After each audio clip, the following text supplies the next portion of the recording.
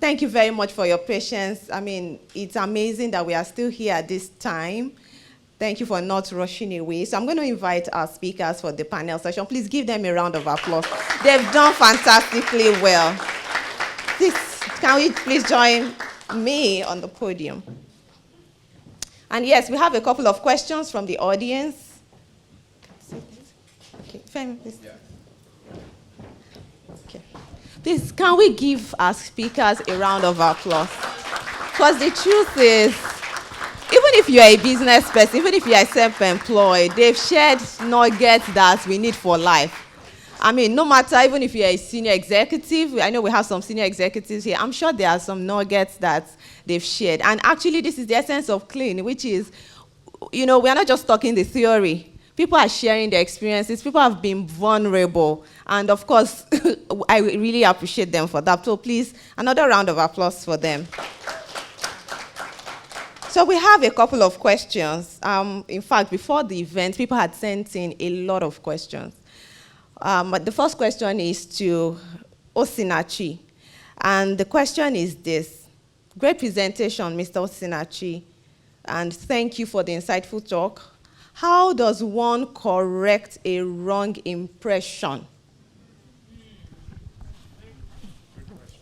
Don't let the impression come first of all. Okay, but first of all, I need to first apologize that I may have to leave shortly. Because I do have a flight to catch, so I really apologize for that. So, but I'll try to take one or two questions. It's a good question, and that's why you want to try to make sure that you create the right impressions the first time. But there's nothing that's irredeemable, okay? It depends, again, on what that impression was or is in the first place, right? Impressions can be hard, to be honest, to change. But for the person who asked this question, maybe I would answer it better if maybe we knew that, because impressions it could be different things. Okay, there are different things you could do in an organization that could damage you for a significant amount of time. It's also in context of maybe who has been impacted by what you did. Let me give you an example, a real life example. So a couple of years ago, there's this guy he's a senior leader in the organization, but he was based in the US at the time. But he needed some information from Nigeria at the time. And this also goes to show the importance of how you connect with people and relate with people who are not necessarily your managers. So this guy was asking for this information from one of my colleagues who was in Nigeria. He was in the accounts department. So let's say this guy's name is Gabriel. So Gabriel totally ignored this guy in the US that was asking him for stuff because as far as it's concerned, I mean, this guy is disturbing my work, right? So this guy kept asking for this information. It wasn't coming through. And, well, he got frustrated. Long story short, he managed to get the information somehow. Fast forward some months after, this guy who was asking for this information in the US was now appointed the Africa Regional Controller. Which meant that he became the boss of the boss of the boss of Gabriel. So you understand that his story is already sealed. It's clear because I say you're working with human beings. And I'm telling you what he told me. So this guy from the US, his name is Andrew. So I was in Kenya one of those days, and I walked into his office, and that was the first story he told me. His experience with this Gabriel guy. And he told me that he would never forget what this guy did to him. In fact, he had shared it with the head of HR, this story, that as long as he's in this role, this guy is not going to see the light of day. I begged and begged. He said that me, I'm a great guy, I'm a good guy, but I should just forget this one. So you can, and he didn't have an idea. He didn't have an idea. So I had to come back to Nigeria, and I called the guy and said, look, you better just see how you can appease this guy because you're not in a good place right now. So for such a thing, it's a function of different things. It's a function of different things. How can you tell when Andrew will now be okay with him? Except you pray fire prayers for him to be transferred out of that role. That's the only way you see light of day. So it's really important to be careful, not to burn bridges or not to create wrong impressions. because those things can stay for a long time, because we're human beings. When somebody has messed up, it takes time for you to reprocess, because each time you see that person, that's probably what comes to your mind. Or maybe you hear that somebody said very terrible things about you, the boss. You know, you would always have that at the back of your mind. It's unconscious. We say there's no retaliation in the office. Every organization says that. For where? You cannot prove it. Retaliation is the hardest thing to prove. If I don't put you on a committee, must you be in the committee? There's no way for you to hold me that I'm retaliating against you. So the best thing is to just be at peace with all men. Thank you. Thank you very much. Please, a round of applause for Osinachi. Osinachi, before you go, just let us know when you are ready, because you have a couple of questions here. The next is, how can an introvert be visible? And this is coming from the place of many people say they are introverts. I'm also an introvert. Yes. We are all introverts. Femi is an introvert. Femi talked for the longest time. Can you believe Femi? Am I lying? Femi is an introvert. Yeah. So the question is, as an introvert, how do you still become visible? Talking about speaking up at meetings is an offense, sin 101, to be at a meeting and not contribute anything. So how do you deal with that? So I think the first thing is, be careful not to enter into stereotypes, okay? So this thing of I'm an introvert, who told you? Okay? I told you say, I'm not really cut out for that. Who caught you? You see, we put ourselves in those molds. Let me tell you something. The human being has the capacity to be anything. That's the genius of God. You can transform to become anything. I'm telling you, if you were shy, you can become bold. Yeah. You can make that transition. It starts when you decide. Let me tell you my own story. All this you're not even as introverted as me, okay? Maybe, for example, you have a problem with speaking in public. I don't think anybody here had that problem as I did. It was my biggest fear to talk to people. I will know the answer, but never. I'm not the one that will say it in public, because I did not like speaking in public. In fact, I would literally cry in public. That was how bad it was. But I realized that, hang on. If you want to be successful in this life, you must speak to people. Correct. You can't run away from it. You meet your fear in front. So I decided that I would do it afraid. Wow.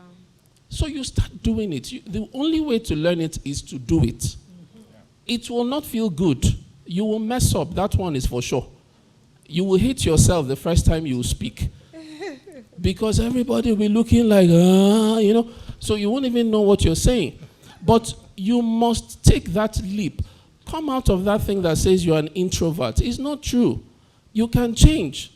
You can be the most amiable person. You can be the most social guy. But you have accepted that qualification. And you're not making any effort to change it. That's why you are still the way you are. But if you make the effort to say, look, I'm going to try to break out of this thing. The thing is, you have to recognize that there are requirements on the job. And you have to this is one of the benefits of work. Work will change you. The work is not going to change to suit you. You change to suit what the job requires. If your job as a leader requires going to talk to clients, you must learn how to do it. The job is not going to suddenly change and say, because you're an introvert, let's bring clients to your table and let the clients be looking for you. It's not going to happen that way. You have to realize that, okay, this is a skill set I don't have. This is a competency I don't have. How do I break out of it? And be intentional about taking steps to break out of it. Recognize that being an introvert will not pay you at work or anywhere else for that matter. It's okay for you to be a private person. You don't probably just like parties. It's fine. But you see, when it comes to work, you must bring out an A game. Even if you are pretending, sort of. But when you come to work, know that it is required for me to speak up. It is a requirement for growth. So why do you call it development? You're supposed to grow. You're not supposed to be the same person you were in secondary school. I've always never liked to speak. Must you remain that way? You're supposed to be growing. You're supposed to be developing, which means when people now meet, are you the one talking like this? You weren't like this before. I say, I've grown. That's growth. And growth will never be easy. So determine that the next meeting, I must talk. And I gave you the tip. Plan what you will say ahead so that it's not there, you start rambling. And we don't now know what you said. Okay? But plan in advance. Practice it. And then you do it. It may not feel good. Next time, do it again. When there are opportunities to make presentations in the office, raise your hand and say, I want to do it. Don't be the one to run away. Because the person you're saying is very good at this thing. Do you know how they started? Absolutely. You may just think, this guy is so good at this thing. Sometimes when I speak, people say, you spoke very well. I just laugh inside. You don't know who this guy was before. If only you knew. But because I always take advantage of those opportunities. I will never shy away from speaking because I want to get better and better at it. So don't postpone it. Don't run away. When there's a team presentation, I say, who volunteered? You're hiding your head. You are postponing the evil day. You know? So there's nothing like, I am an introvert, therefore, now tell me how I can. There's no other way. You would have to break out of that shell. You have to learn how to network. I'm not really good at making friends. You have to learn it at work. You have to learn how to be friendly with your manager, with your bosses, with senior people. You must learn it. That's why I said, when you don't learn it, the people who learned it and they are moving, you now start beefing them. That this guy is because he's this, it's because the MD likes him. Are you opposed to be liked? What is stopping you from being liked? Is it an offense to be liked? It's not an offense to be liked, so make yourself liked. You see, so being an introvert, I would say, take the bull by the horn. Break out of that mold. Don't short circuit yourself, and don't put a wedge to say, I'm not cut out for this, or I'm not born to do this. No, nobody was born to do anything. You learn it, and you attempt it. Okay, I'll take only one more. Thank you very much. Please, a round of applause for Osinachi. Osinachi, one more question before you leave. This says, what is the difference between being visible and eye service? Okay, it's very simple. Being visible, and I think I gave that illustration. You're presenting something. You must have something of value before. You can't be empty and you are visible. That's a disaster, because it makes it easy for us to fire you. So it was even better you were quiet where you were doing nothing than you present yourself. Then we now see, so you mean this empty guy has been here since? HR, can you do something? So you are presenting what you have. That's why the first tip I gave was you have to be an expert at what you do. You have something. So I'm not talking about being. So eye service is where you don't have anything. Okay? You are just trying to show yourself everywhere and pretend like you are doing something. Because the boss is coming, you're on your computer typing away. You are deceiving yourself. That's eye service. That's eye service. But being visible is about saying, I want to lead this project. I want to be out there because I have something to give. And then people are seeing your organizational ability, your competencies, the way you work with people, your capacity is important. Let me just end this by saying this one. There was one time in my office, there was a project that came up. Very complex project. I hadn't even worked on that before. The only reason I took that project was because it was a high visibility project where I was going to be working closely with the regional CEO. And my target was, this guy didn't really know me at the time. So I just wanted an opportunity for him to know me and know what I could do. Okay? And I took on that role. That role required me coordinating other executives from different countries.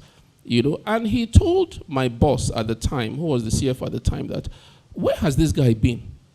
You mean you had this guy in your team since? I didn't know him. You see. Now, if I didn't take that role, he probably won't have an idea. But those high visibility projects are good for you because they will stretch you. And you know that failure is not an option. Because you know who is looking at that project. So sometimes we're afraid because of, this one, MD is directly on this one. No, I don't want. You're losing an opportunity to develop. It will stretch you. You will tear some muscles. But, take it. So it's not eye service. Eye service is empty or just forming activity somewhere. That's not what we're talking about. What we're talking about is, how do you strategically present what you have? so that you don't end up being frustrated. You know, in some organizations, there are frustrated people who will tell you, for 12 years I've been on this role, I've given my life for this company, and yet I'm not moving. Chief, it's because you have not asked the right questions. There's a reason why you have not been promoted, but you are too proud to find out what it is. You have given it all sorts of names, but you are not addressing the issue. It is because of your caustic nature. It's because of the tone of your emails, where you are blasting everybody. After you finish blasting everybody, you want to be promoted? You cannot be promoted because you can't lead people that way. Because you're an expert in blasting everybody. Because you know all the policies. You will send people the policies why it cannot happen and blast them and say they're non-compliant or got compliance. You see why you're not moving. So go and ask the right questions. Look for a mentor, look for a coach who can tell you. I have so many examples to give there, but I won't go into all that. But sometimes it's our mouth that is the biggest inhibitor for us in the place of work. This thing is, let me give it to them. Don't give anybody in the office. The office is not the place where you do a luta. Keep your luta in school. When you come to work, you want to be seen as a collaborative person, as somebody who is a team player, and somebody who is ready to collaborate with other people. All right, so it's a totally different thing, eye service and visibility. So let me take the opportunity to thank my co-debaters, but my co-presenters and all of you. You've been wonderful. I'm sorry. Thank you very much. Can we give us a round of applause and a standing ovation? Please, can we join? The next question is for John. John, the question says, Sorosoke means speak up. How do we ensure we don't step on toes while speaking up?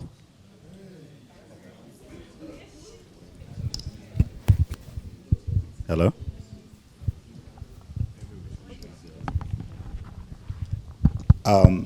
Thank you for that question. Well,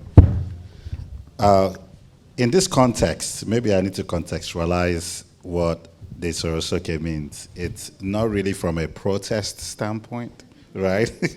It is more of along the lines of visibility and participation. And it's the idea that if you have something to contribute, you need to speak up and contribute because you're not, you're not a wallflower. You're there for a purpose. You were hired because you demonstrated something that the firm needs and wanted. So now that you're part of the team, you shouldn't let any feeling of inadequacy to stop you from making your contribution. So it was in that context that I said Sorosoke. I know the word, it's the narrative around it, it's been framed with what happened at Lekki in the context of NSAS, but in this context is more related to, again, participation and visibility. However, to bring it to, in terms of, because I think it's coming from this point, that question, the premise for it is in terms of injustice or something that is happening in the organization that you're not happy with. Every organization, most organizations, I will say, particularly the corporate ones, the ones that have governance, they have a mechanism for speaking, whether it is in the form of town halls, and if you're not comfortable coming up and raising questions that may be uncomfortable for the entity, a lot of them have whistleblower forums that you can use to anonymously register your grievance or something that you have an issue with, where, like we've mentioned, where there's fear of some level of blowback that may come from people who may not appreciate, your honesty or, you registering or bringing up uncomfortable questions that they'll rather push under the table. But at the end of the day, if something is important and there's a sense of injustice or inequity There are different channels in your organization. There are people who are in supervisory roles who that's their responsibility to do that. That's their responsibility to make sure that those concerns are addressed. And if it is something that the organization preaches and it's an issue, then you need to talk about it. You need to come out and state what has happened. In EY, for example, bullying at the workplace is something that is a no-no, regardless of what level that you are. And we've specifically provided whistleblower channels, and there are other channels as well for people to make sure that such concerns are addressed. But I think at the end of the day, regardless of what it is, even if it's for your own peace of mind, you need to register your grievance. Just choose the most appropriate channel. A round of applause for John. Thank you. So the next question is for Didi. Didi, the question is it okay to engage in job hopping to progress your career? I These know are that real this life one, issues. Femi will like this question. Answer. To be honest, begin with the end in mind. What are you looking for? Something that I try to speak to, let me contextualize properly. Everybody defines happiness differently. You decide for yourself, what does happiness mean to you? For some people, happiness is, I have money. For some other people, I find purpose. Okay, I like to help, like Nkebet, and they will sacrifice to do those things, right? So, if how you find that your joy is to hop, by all means, hop. A round of applause for her on that. However, something someone told me so many years ago, and it struck me very deeply. Not every move makes you better. You never move for the sake of moving. So you must do your homework and find out, why am I moving? What am I moving for? And be deliberate. I find that a lot of people move because of peer pressure. Everybody is moving. If I'm not moving, there's something wrong with me. Okay? I spent 22 years in one organization. And when it was time to move, I moved. Okay? So, answer the question. What does happiness mean to you? And in the context of the story of your life, why are you making that move? Thank you very much. A round of applause for Didi. Nkebet, I'm coming to you. And the question is this. Are you ready for me? How do you know? How do you know when it's time to leave an organization? And, this is a serious question because when you are changing jobs or when you want to leave one organization for the other, it's just like you want to get married. It's a decision that you think about, you consult, you do due diligence, you do your findings. And, like what Didi said, she was in an organization for 22 years and then she decided to leave. So when do you know, this is the light, it's time to go? Wow. Okay. I'll take the question following through on what Ndidi said, on the hopping on and hopping off. Now the truth is, from that perspective, if you hop and you didn't learn what you were supposed to learn in the previous organization, when you go to the next organization, they will sack you. And that's why you need to, it's about seasons, right? What was that organization supposed to give you? Did you learn it there? You were not there back then, but because they're going to give you 500K extra after tax, you will run, you end up with zero because you didn't learn. And it's really not about interviewing well. You can interview well, and the speaker said it today, when chips are down, you go. So when is it time? When do you know it's time to leave an organization? A couple of ways, and I'm going to tell you from my experience. I knew it was time to leave the organization I was, but I couldn't leave for 4 years, even after I knew it was time to leave. a lot of times you see us, but when you take away God from us, and I don't know what everybody believes in, but when you take away God from us, we might as well be a walking zombie, right? And I didn't know why I wasn't leaving. I had job opportunities, but I just couldn't leave. It wasn't until I realized why I needed to stay, because the things I learned in the 4 years that I remained was what I needed for this career. So I would purposely have gone to another bank and not gotten the career I am today. So a lot of times we miss our purpose because we're too much in a hurry to move, and we're not listening to what God is saying. That's one.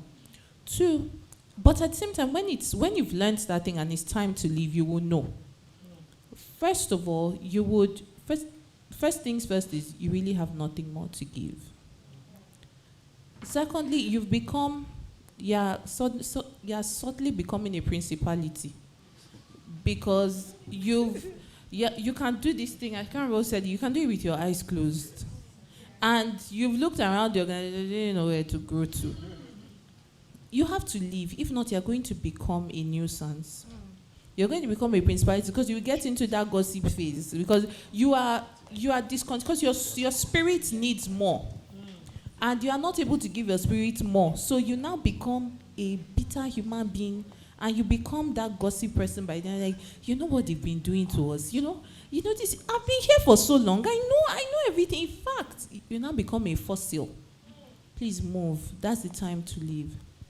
Thirdly, you find it's time to leave when you are suddenly restless in your spirit.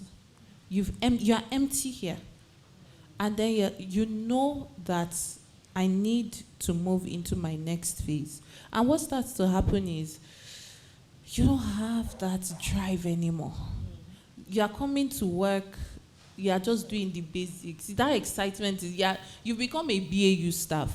And the worst thing to become is BAU. So it may mean you going out of your comfort zone to your next job, but if that's the place you need to go there, so that you do not become that bad person here. So you will know it in your spirit, but most importantly, listen to what God is saying and see the triggers. Have I learned everything I need to learn here and I'm not giving more? Am I becoming a principality here? Then you know it's time to move. All right. Thank you very much. A round of applause for Nkebet. Nkebet, let me ask you this question before I come to Femi. The question is there anything as growing too fast in your career? Interesting question. Very interesting question. No. Okay. She said no. There's nothing like growing too fast in your career. And you need to, first of all, the person who has asked that question was probably told they were growing too fast. And that's why that question was asked. There's nothing like growing too fast. And if you're growing too fast, embrace it. I'll give you my example. And I like to share my stories, right? When I joined Visa, the person, and that's why relationships, right? What Femi said. I didn't apply for the job. The job was applied to me, if that makes any sense. And when I joined, but he said, you know, at the bank, next day you will get, there's no kind visa. You will not be promoted, though, but they will pay you well. I said, yeah. She said, I've been here. Yes, I've not been promoted, but they will pay you well. They will increase your salary every year. And I said, okay. And I joined. And I joined as a director for West Africa. And it's about everything we've talked about here today. I did put in my best. First of all, mind your business at work. You're there to work. You're not there to make friends. And I did my best. And I was lying down. I like to see the story. I was lying down on my bed. I think I didn't go to work that day. I wasn't feeling well. And my boss calls me from the US and says, well, we just finished the meeting now. And you know, the head of Africa had left for your role, your boss. You know, he moved back to Russia. So we were looking for who to, and we didn't want to hire out. But I put your name forward. Are you okay with it? I sat up first. The sickness left. I was like, say that again? And he repeated it, and I was like, okay, yes, I will take it. Now, I had no clue what I was going to do. I had never managed South Africa or any of these markets. I just knew my own West Africa. But I took it. First of all, that was growth in less than 2 years. From an organization where I was told I would not grow. Yeah. Now, when I got into being the head of Africa, I didn't say, I've arrived, I've attained it. I put in my best, but I was also doing cross-functional projects. I was doing the one that doesn't concern me. They will say mobile strategy, I will do it. When they say business development is trying to, I will do that. And what happened? We had all our SEMIA leadership team in Lagos, and I was presenting something I had no business presenting. Why did I have no business? It wasn't my core line. I was Africa. I had no business, first of all, being in a West Africa meeting, right? But because I was in the Lagos office, I was there. And I spoke about this thing, and two people from the LT said, what, you're doing this vertical, I think you should do more. But this role that you need to think about, this is what we have in mind. Go and think about it, and I said, hey, I put in the work, and I came up with what that organization should be doing. But they said, okay, so what do we call it? And we called it something. They said, okay, so you heard it, right? I was like, okay. That was a higher role. So in the 4 years from an organization where I was told you cannot grow, I changed jobs 3 times. Now somebody will now tell me, am I growing too fast? I have no apologies for going too fast. And if you want to remain in that role for 8 years, it is your choice. Right. We all didn't come together. We will not live together. Exactly. It's your choice. So please don't let anybody make you feel bad for growing. It is bad bells. Bad bells, they tell you that. Face your front, focus on your focus, and if you are moving, if God says you should move, and you are moving in your career, please embrace it with your full chest. Thank you very much. We are inspired by that, so I'm ready for the new roles. Thank God I have my bosses here. Open declaration. Okay, Femi, this is for you. And when you were presenting, you gave us an example of how you manage your emotions at work. Yeah. So can you give us more practical tips, maybe like 2 on how, because when you get to work, there are some people that it's just like they've sent them to us to come and annoy us at work. So how do you, mask it? How do you don't display emotions, because it actually brings you down at work when you are displaying tantrums, you are displaying emotions that you shouldn't display. So what can we do? Thank you for that. I think it's a skill set.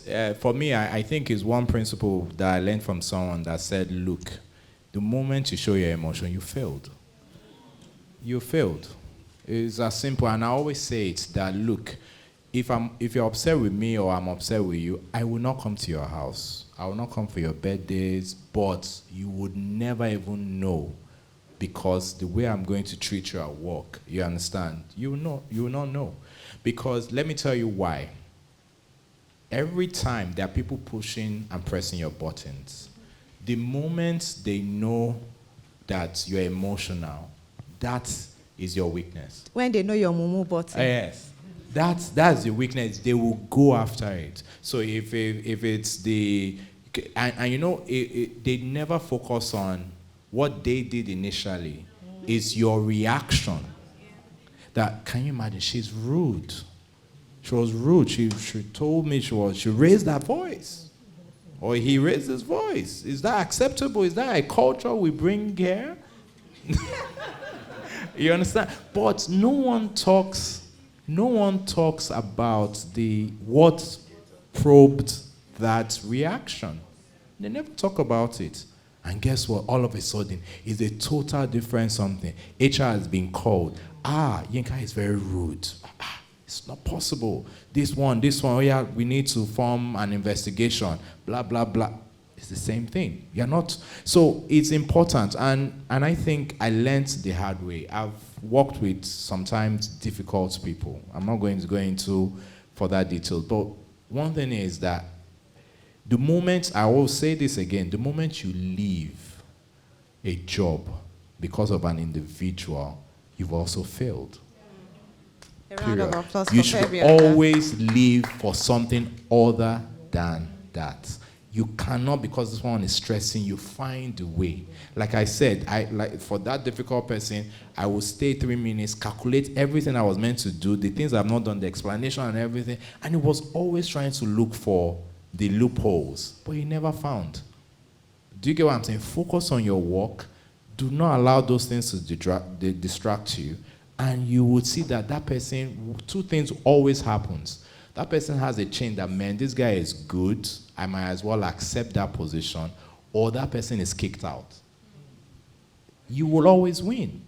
So focus, do not allow the emotions to get better. It's painful.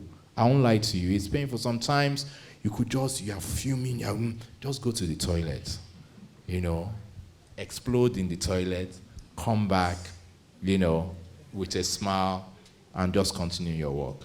Thank you very much, Femi. Please, a round of applause for Femi. You can see that Femi is the best man for that topic. Femi, before we move on to our last question, so as speakers, we're going to be taking the last question, which is, what is your best career advice for us? So just keep thinking about that. Mm-hmm. Do we need it? Yes. All right, I'm speaking for us. Okay, so Femi, the question is, I like what you said about stakeholders engagement, stakeholders management. A career is not a one-man thing. You can't have a successful career by yourself. There's no self-made success. And most times, there's always a mentor-mentee relationship. And mentees always come with the, most times with the expectation that my mentor must do this, my mentor must do that. But to get the best from your mentor, it's best when it's a symbiotic relationship. You are helping your mentor is also helping you. So the question is, how can one cultivate a beneficial relationship with mentors? So you're not just coming to the table to say, give me, and it's also what kind of value can I add to you? Yeah, I think the interesting thing about smart people is that in asking a question, they answer the question. The truth is this,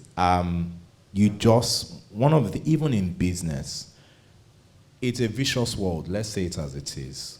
You can't come to a table to ask for a deal and you are not bringing anything to the table. You will lose that argument very quickly. Even with clients, the reason why we win a lot of jobs is because we are always bringing something to the table. It's the same thing with a mentor.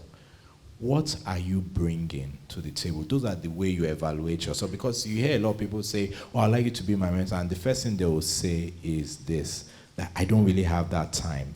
But how do you change that person's point of view? You understand? Guess what? If you just think outside the box and say, you know what, this guy is in oil and gas. I'm going to find some article that I think is good for him. You throw that to him just to say, I thought this was an interesting article, and I think it will be a good read. And guess what? That article was a fantastic read. You're not ass-kissing or anything like that, but you're sending. Guess what? You will now come after and say, I would like you to be my mentor. Guess what he's thinking in his head? I don't have that time. However, I'm getting something from this person. He would agree and carve out the space that did not exist for you. So don't think that because time is the most expensive thing. You can be a billionaire, you can't buy 1 minute. It's the most expensive because it's something you can once gone. So everybody value their time, and that's why they always push back. I don't have that time. There's no point starting what I know I cannot do. But the moment they see that there's something that this person brings, even as a senior, You understand? That's why I talked about articles and thought leadership and all that. You finance, just say, I thought it was interesting. Boom, you'll get it. That's my view. All right, thank you very much, Femi. A round of applause for Femi. Please, a round of applause for Femi. Okay, so we move to the last question. I'm sure we have many more questions, but we can't take all. We'll shift the rest to when? Next year, by God's grace. So, John, what is the best career advice that you are giving to us? That's the crown jewel of everything we've been here. Yeah. We'll be hearing today, and I'm just going to pick something from what everybody has said.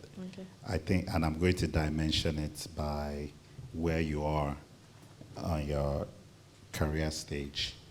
As a newbie, maybe 1 to 3, 1 to 5 years in your career, I think to what Ndidi said, you need to focus on learning more than money, because that is what is going to determine the next trajectory of your career. So get into a situation that gives you and exposes you to learn and develop yourself, that gives you so much skill set. I remember when I was coming out, going into the Big Four for people who are finance and accounting graduates was the best place to learn. You can go into the industry and probably make more money, right? But for sheer amount of learning that you do, working in one of the Big Fours at that, it's much more than what you get in the industry, because in the industry, you are a staff accountant. In Big Four, you're working on this client, you're working on this client. And to what they did to Femi, sometimes just throw you into the fire. You just learn. So at that stage of your career, learning, money will come later. Learning is very important. Then at the middle stage of your career, which goes to what Femi was talking about, it's relationship. You're investing in people. Empower the people. Now you're in middle management. Empower the people that are below you, so that it also makes your work easier, right? And build relationships with people both inside and outside, because as you grow, those people are growing, and when you get into the CEO level, or like in my case, when you get into a partner level, those your peers are now in those positions of power as well.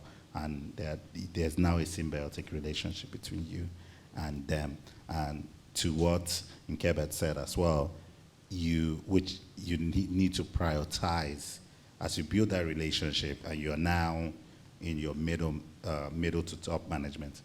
There's so many things that are demands on your time, right? You've got married, you are pursuing other interests, right? You're now an expert on some level, but now contending priorities. So you need to reprioritize, set boundaries, know who you are.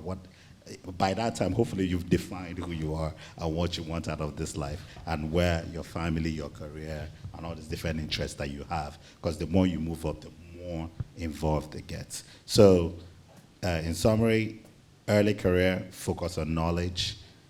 Middle career to the top, focus on empowering people, building relationships, and creating and work-life integration. Thank you very much, John. Please, a round of applause for John. Okay, for me, I think, and one of the things I would say is we'll probably say the same things across board, because it's really all what we've said all day. I think for me is what Ndidi said, think of the end in mind, you understand? And it works across, you understand, first. One of the things I did was, when I was going to school for my master's, even though I'd had some work experience in the bank, was I thought of, okay, a lot of people make this mistake, I just want MBA, I want MSc, ask yourself the question, you have it now, what are you going to do with it? What? You spend £20,000, $50,000, $100,000, Harvard is $200,000.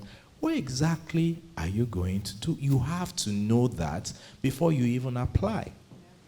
So you have to know the end in mind, and it's also to the career. We always argue, where do you see yourself in 5 years' time and all of that? You also have to do that constant self-evaluation. Where do I want to go? I know my fears, I know my challenges, I know my limitations, but how would I say it? What will you do if you were not afraid? That's the key question you should constantly ask yourself. What would you do if you were not afraid? Those are the things you should focus on, because that is your moving out of your comfort zone. So if I know I'm afraid in public speaking, man, start pushing yourself. It's not, let me put it this way. It's not easy. I'll give you an example using myself. I was petrified because, like I said, in KPMG, you must make presentations. So what did I do? They do exams for entry-level people.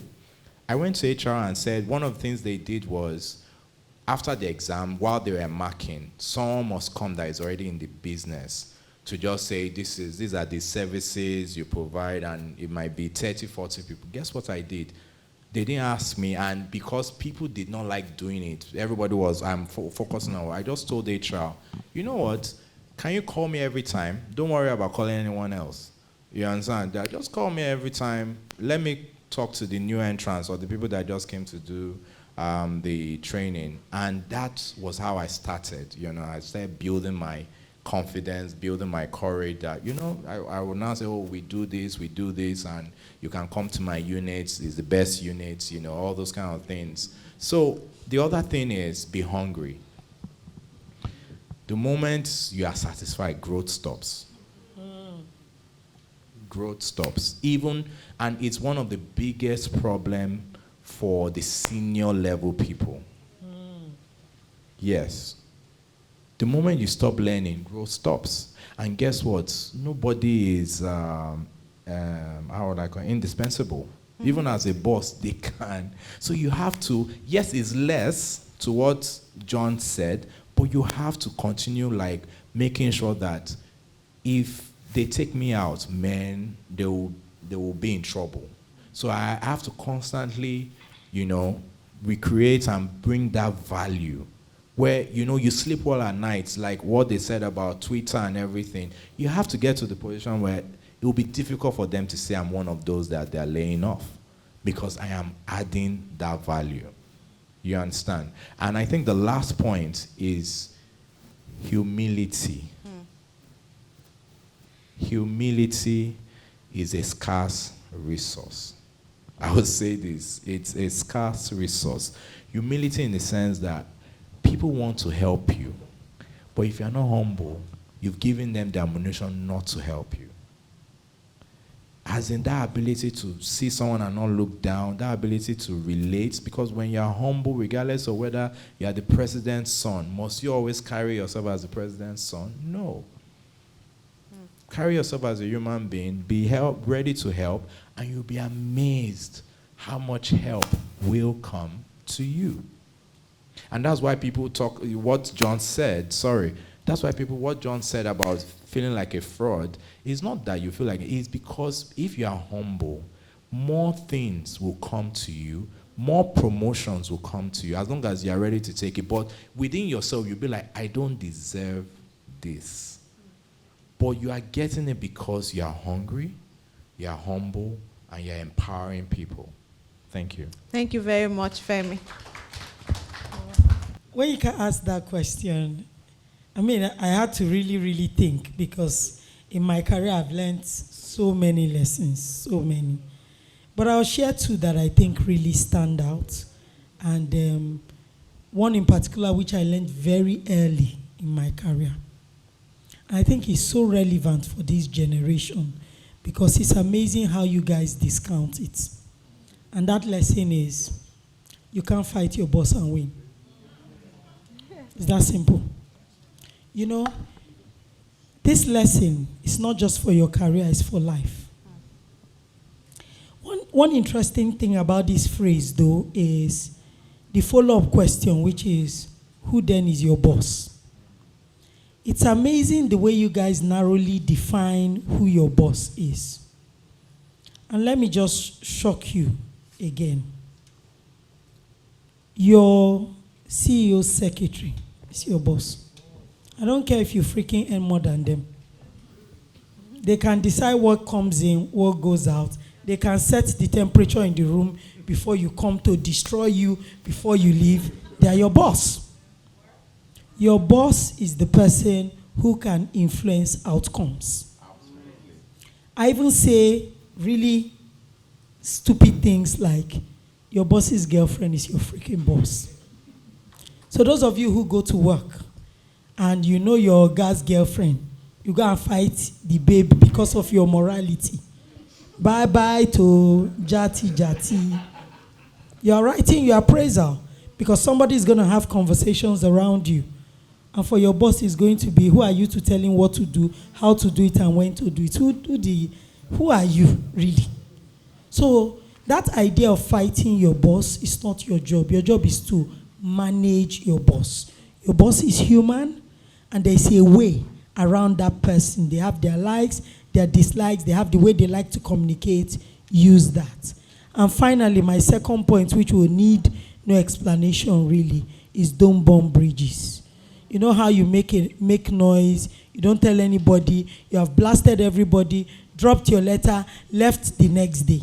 I always used to tell the guys that I work with, all this noise you are making, when you leave, how do you know I'm not resuming where you are going?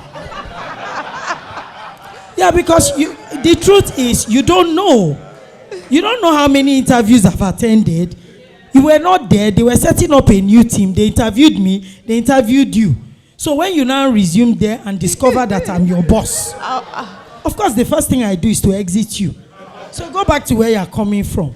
So guys, don't burn bridges. Every relationship is important. Thank you very much. A round of applause for Didi. That's what happens when you go last. Everybody has said everything. I think I just have one thing, and it may be unconventional. But what I'm going to say is, to grow in your career, to survive in your career, you must hold something. Are you holding God? Are you holding your knowledge? Or are you holding Ifa or whatever it is you believe in? But you must hold something. And it is that something that you hold that will help you, that will let you go through all this, that will even give you wisdom as to when to speak, when to not speak. Because sometimes you can talk and you say rubbish in a meeting. It may be a great question, but that's not what they needed to hear at that time. So it is God that will tell you, okay, say this one now. In building relationships, you can go and build relationship with the wrong person. It is God that will tell you, this is the person to build the relationship with. The person may be the cleaner, but yeah, you don't know that your boss, the boss of the works late, and that cleaner works late, and the boss is lonely at the top, is the cleaner the boss talks to. So if you are nasty to that cleaner, and he's saying, you know, I have this puzzling issue, I just have this promotion list in front of me, I really don't know, and the cleaner is mopping, and saying, why are the people there?